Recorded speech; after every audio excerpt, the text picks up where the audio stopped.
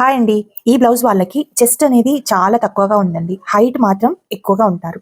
So, అలా ఉన్నప్పుడు ఇక్కడ నుంచి మనం 38 సైజ్‌కి 10, 10.5 తీసుకుంటే సరిపోతుంది. కానీ నేను ఇక్కడ నుంచి 11 తీసుకున్నాను. ఎందుకంటే టోటల్‌గా చెస్ట్ అనేది చాలా తక్కువగా ఉంది. ఇక్కడ నుంచి 3 ఇంచుల దాటైతే పెట్టుకుంటామండి ఖర్చుతో సహా. కానీ నేను 2.5 మాత్రమే పెట్టుకున్నాను. ఇక్కడ నుంచి ఒక 1 ఇంచ్, 1 ఇంచ్ అయితే తీసుకుంటాం. నేను ఇక్కడ నుండి ఒక హాఫ్ ఇంచ్ మట్టుకే ఎక్స్‌ట్రా తీసుకున్నాను. హాఫ్ ఇంచ్ కంటే ఒక 2.1 పాయింట్ ఎక్కువుందండి. అంతే. ఇక్కడ ఈ విధంగా తీసుకున్నాను. ఇక్కడ నేనైతే డౌన్ కటింగ్ యాక్చువల్‌గా చెయ్యను. కానీ వీళ్ళకసలు చెస్ట్ లేదు కాబట్టి ఇక్కడ ఒక హాఫ్ ఇంచ్ అయితే నేను డౌన్ కటింగ్ తీసుకున్నాను.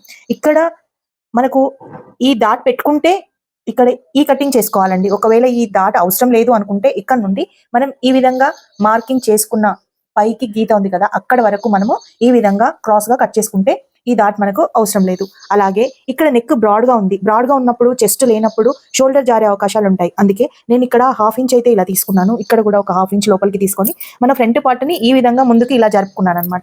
అలాగే ఇక్కడ కూడా లూజ్‌గా ఉంటుంది నెక్ అనేది. సో, మనకు నెక్ లూజ్‌గా ఉండకుండా ఒక 2 పాయింట్స్ అంతా ఇక్కడ నుండి డాట్ నుంచి ఇక్కడ నుంచి మనం టైట్ చేసేసుకున్నాం అనుకోండి.